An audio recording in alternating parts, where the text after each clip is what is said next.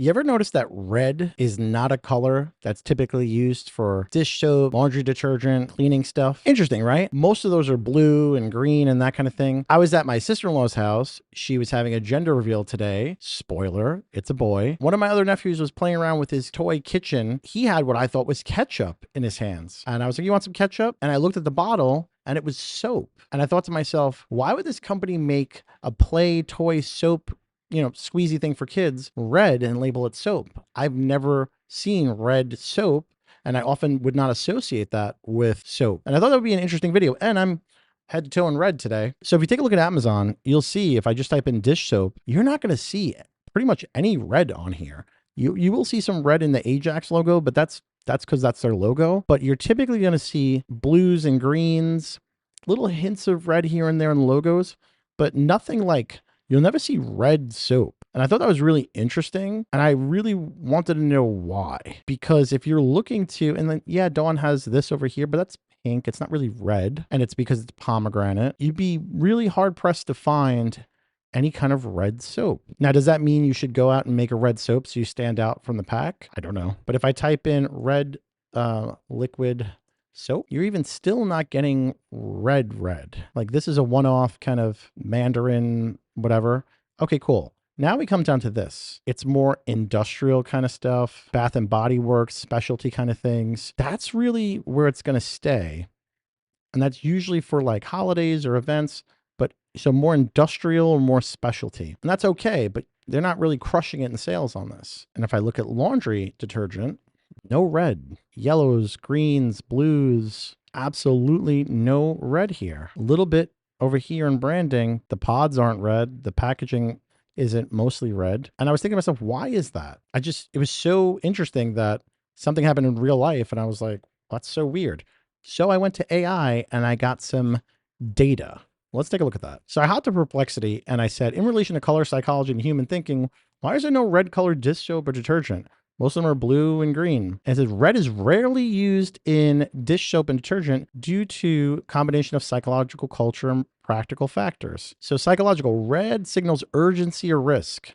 So while it's attention grabbing, it's strongly tied to warnings, stop signs, danger labels, and can evoke anxiety or stress. Blue and green dominate because it conveys calmness, cleanliness, trust, eco-friendly. In Western context, red is linked to aggression or impulsivity, red flags. Cleaning brands prioritize universal appeal. Blue and green are globally associated with water, cleanliness, nature. It makes sense.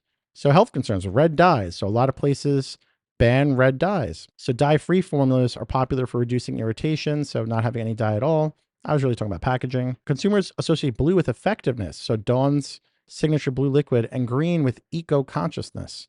So red is reserved for niche uses, kind of like what we saw on that soap. So holiday theme editions, but avoided in mainstream. Exceptions, okay, kind of what we saw on Amazon.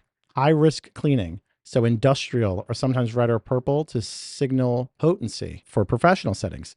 This all pans out with exactly what we saw on Amazon. But then I said, why does red get associated with food like McDonald's if it's danger or risk?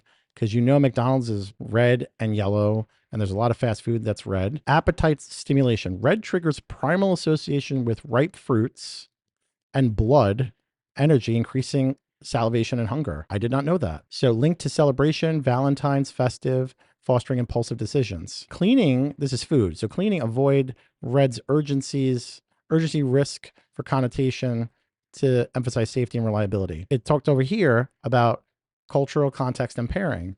So love and celebration, Coca-Cola Santa's ads, bold flavor signaling, hot Cheetos, Tabasco.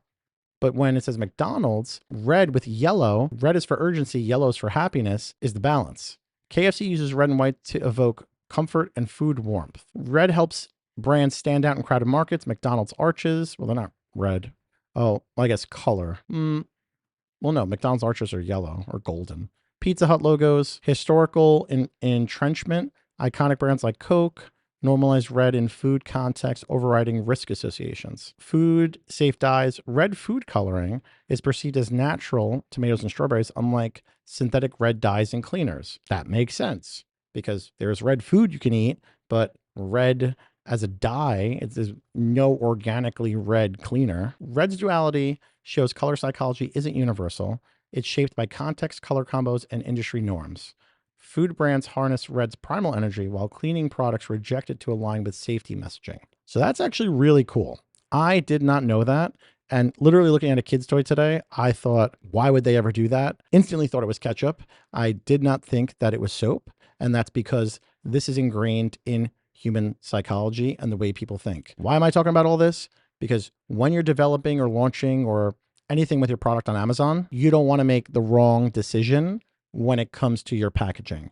So knowing that kind of information, could you imagine if I took something like this Gain product here, and what if Gain was to launch this in red instead of the green?